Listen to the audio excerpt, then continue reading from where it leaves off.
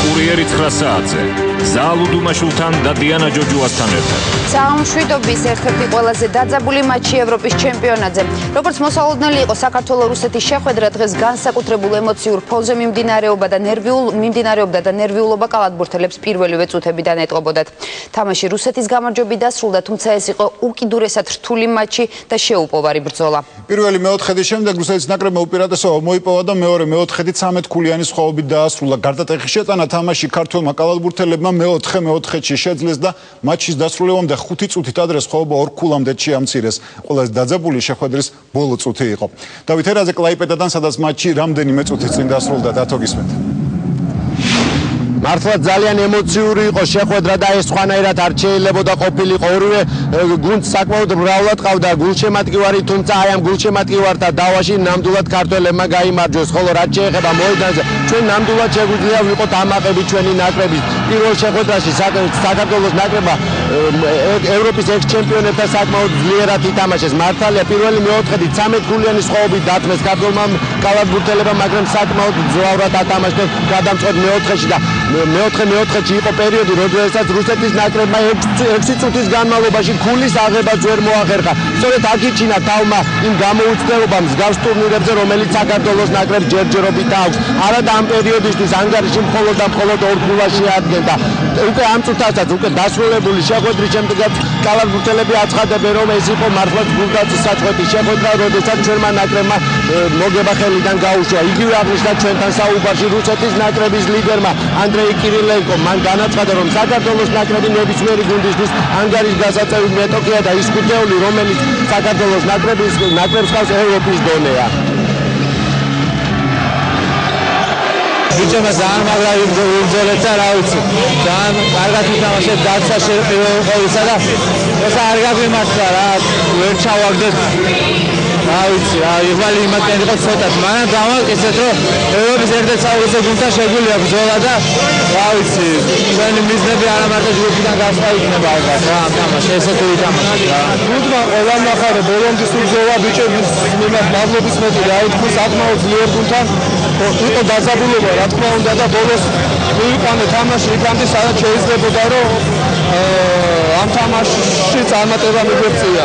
სამწუხაროდ ვერ ჩავაგდეთ, იყო რამოდენიმე შეცდომა დაუშვით, მაგრამ ერთი რამის შემიძლია რომ ბიჭებმა ყველაფერი გააკეთეს და ბოლომდის იბრძოლეს.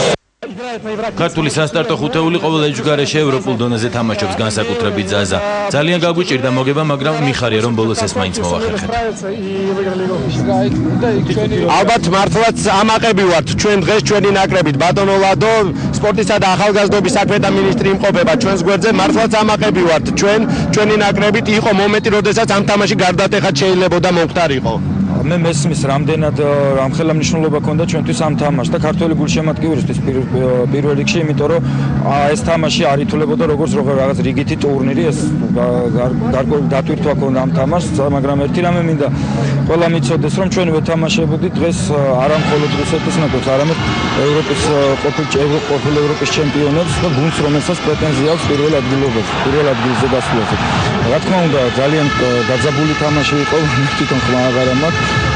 მაგრამ არა უშავს. თავარი არის რომ ჩვენ დავიმკვიდროთ ადგილი დიდ ევროპულ კალათბურთში, სადაც ძალიან დიდი გუნდები არიან და ესეთი გუნდები როგორც რუსეთის ნაკრები არის. მაგალითად, ბოლო მეოთხედში შენ კარგად აღნიშნე, იყო პერიოდი, როცა 5-6 წუთის განმავლობაში ქულა ვერ გააკეთა რუსეთის ნაკრებმა, ცოტა მეტი იღბალი და მეტი გამოცდილება. ეს პირველად ვარ ჩვენ ევროპის ჩემპიონატზე, ძალიან ძნელი არის.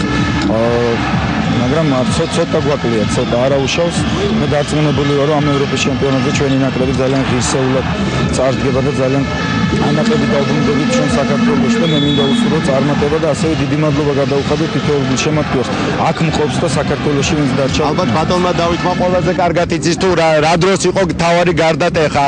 იყო ორქულიანი სხვაობა და საქართველოს ნაკრებმა ზედიზედ სამჯერ მოიპოვა ბურთი. აი რა მოხდა ამ მომენტში? ბიჭებმა ვერ ირწმუნეს რომ შეიძლებოდა თუ რა კონკრეტულად რა მოხდა? ჯერ ვიტყვი რომ მანამდის გუნდმა საკმაოდ დიდი სხვაობა, საკმაოდ დიდი არა, მაგრამ რუსეთის ნაკრებთან 10 ქულიანი და 12 ქულიანი სხვაობა რა თქმა უნდა დიდია. აღმოფხვრა დიდი ენერგია დაიხარჯა. ცოტა გუნდს გამართლება ჭირდებოდა, ისეთ გუნდს როგორც რუსეთის ნაკრებია, როდესაც ეთამაშები რაღაც უნდა გაგიმართლო. სამწუხაროდ დღეს არ გაგვიმართლა. ორქულას ვაგებდით, შეტევა ჩვენი იყო რა სამწუხაროდ ვერ ჩავაგდეთ, მაგრამ რა თქმა უნდა გუნდმა ძალიან მაგრად იბრძოლა. ესე ძლიერ გუნდთან როგორც რუსეთის ნაკრებია. ბიჭებზე რა თქმა უნდა მადლობის მეტი არაფერი არ გვეთქმის, საკმაოდ ესეთ კარგ დონეზე და ესეთ დიდ დონეზე იბრძოლა გუნდმა, საკმაოდ ძლიერ გუნდთან. ალბათ ამ თამაშის შემდეგ ბიჭება ისევ ირწმუნებს რომ დაკარგული არაფერი არაა და გასახდელში ეს უთხარით კიდევაც ალბათ გავაკეთოთ. რა თქმა უნდა დავივიწყოთ ეს თამაში და უნდა ვიფიქროთ შემდეგ თამაშზე სლოვენიასთან და შემდეგ უკვე უკრაინა, ბულგარეთი საკმაოდ მნიშვნელოვანი თამაშები და ყველაფერს გავაკეთებთ რომ ქვეჯგუფიდან გავიდით. მე კიდევ ერთხელ შევახსენებ ჩვენს მაყურებელს რომ საქართველოს ნაკრები ხვალ დაისვენებს იქნება ვარჯიში უკვე შაბათს კი 7 საათზე ქართველი კალათბურთელები ჯგუფის კიდევ ერთი ფავორიტის წინააღმდეგ სლოვენიის ნაკრების წინააღმდეგ ჩაატარებენ შეხვედრას რის შემდეგაც უკვე შეიძლება ითქვას რომ საქართველოს ნაკრებს საკმაოდ კარგი კალენდარი ექნება ვინაიდან უკვე ქართველი კალათბურთელები შეხვდებიან უკრაინისა და ბულგარეთის ნაკრებებს და ამ გუნდების დამარცხების შემდეგ ქართველი კალათბურთელები უკვე კლაიპედადან გადაინაცვლებენ ვილნიუსში სადაც ჯგუფური ეტაპი გაგრძელდება ევროპის ჩემპიონატის.